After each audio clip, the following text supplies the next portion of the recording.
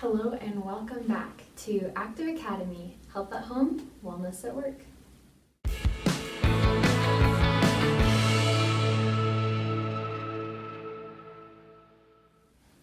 Today I'm going to be taking you through a basic how to set up my workspace instructional video. Having a proper workspace is crucial to your overall happiness and your spine health. Without it, you're going to notice lots of pain after an extended period of time. Maybe some of you are already experiencing that after the last month in online classes, or longer than that if you've been taking summer classes, or the last month back at work, or 6 months if you've been working from home since COVID started. You've likely noticed that your neck has been getting a little bit crampy and there's been some pain there, as well as in your shoulders. And those things are most likely due to an improper workstation setup or to the improper use of a laptop.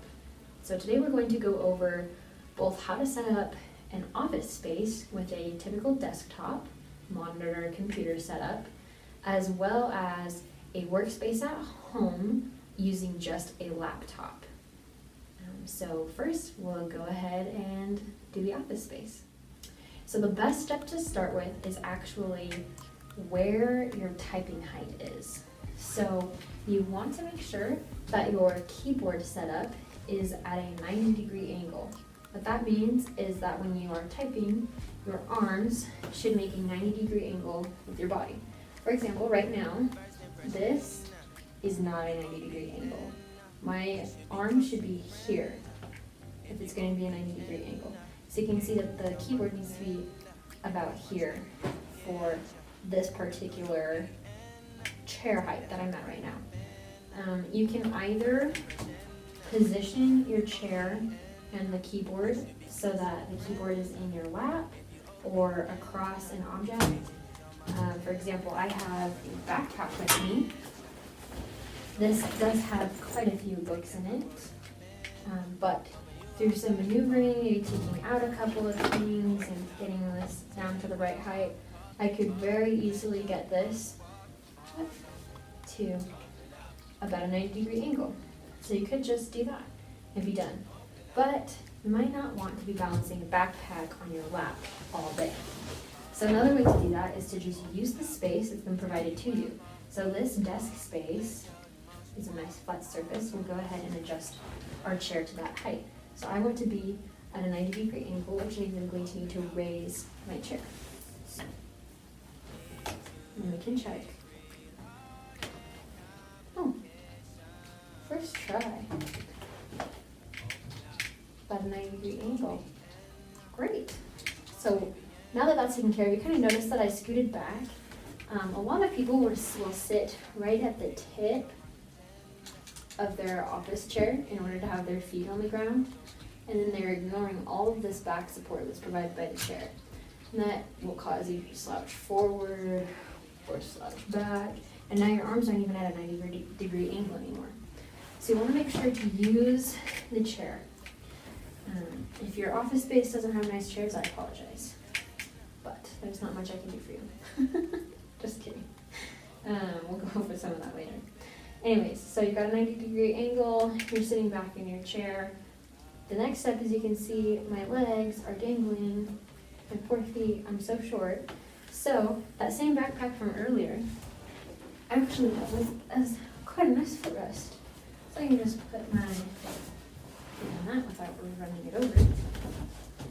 And now my feet are flat, my arms are at 90 degrees, I'm sitting back in my chair, my mouse is here, and I'm almost ready to go.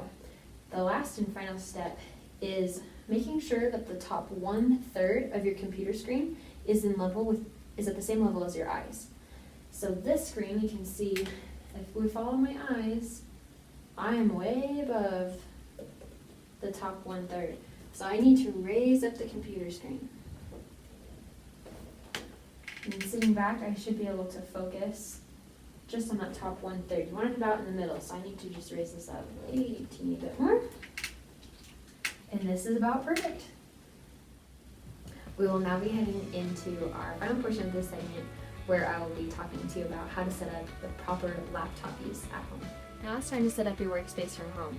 This can be even more difficult, especially if all you have to use is a laptop, as most college students and the general public do, I'm sure. But it's not impossible.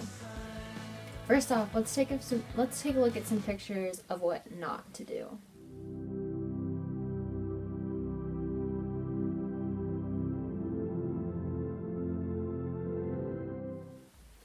Did any of those pictures look familiar?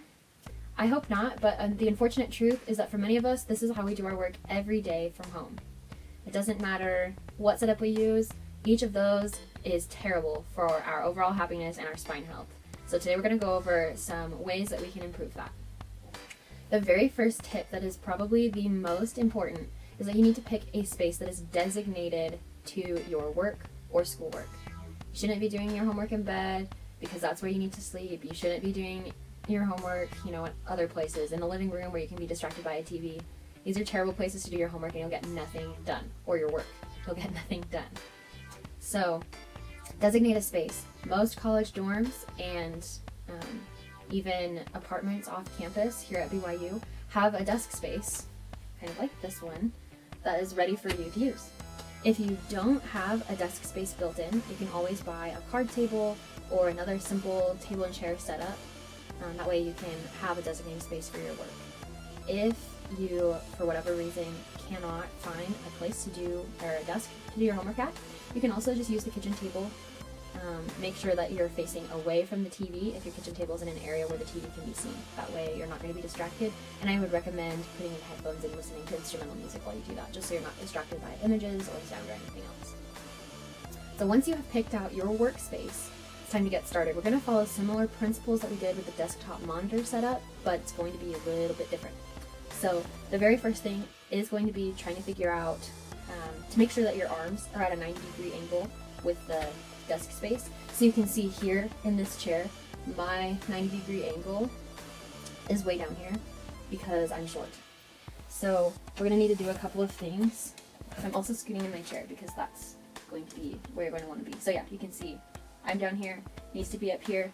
I need to raise a couple of inches. So what I would recommend is blankets. Blankets are awesome. If you can raise your chair, just put the blankets right here and raise it up until you're at a 90-degree angle. That's going to be best.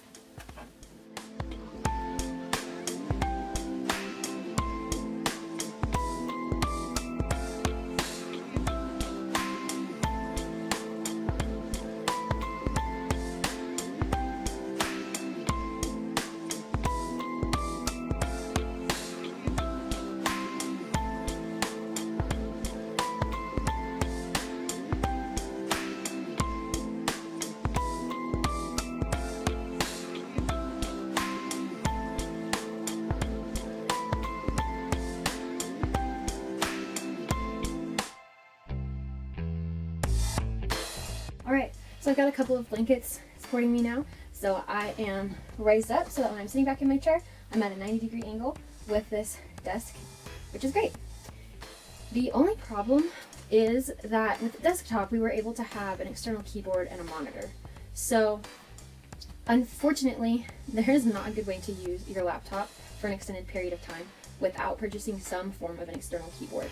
It can be wireless, use wire, anything like that, but I really would recommend buying one. Even though they're not sponsoring this video, Amazon has one for like 15 bucks.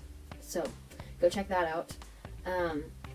That's the cheapest one that I've been able to find. You can probably head down to Goodwill or the DI if you're out in Utah and find a keyboard there.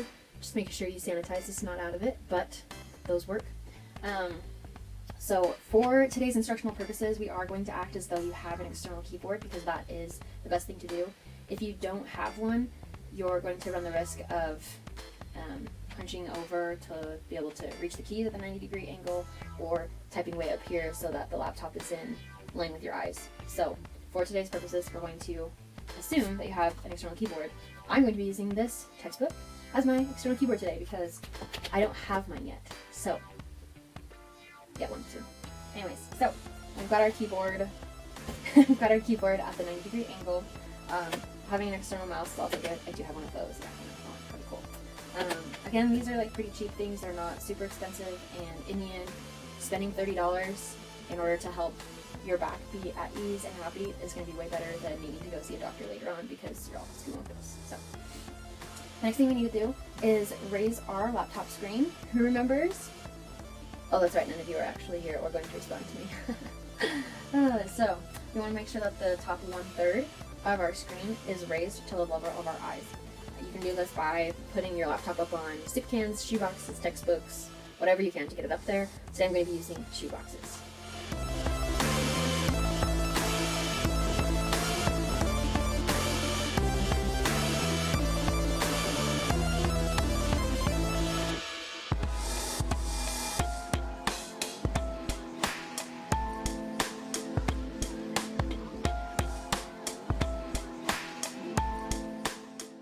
Alright, so I've got my laptop monitor screen moved up to that top 1/3 so that it's in line with my eyes now, which means we're basically ready to go.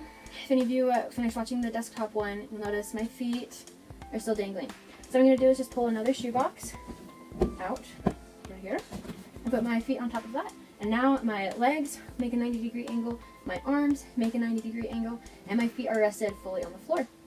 So that's all you need to set up your laptop workstation at home.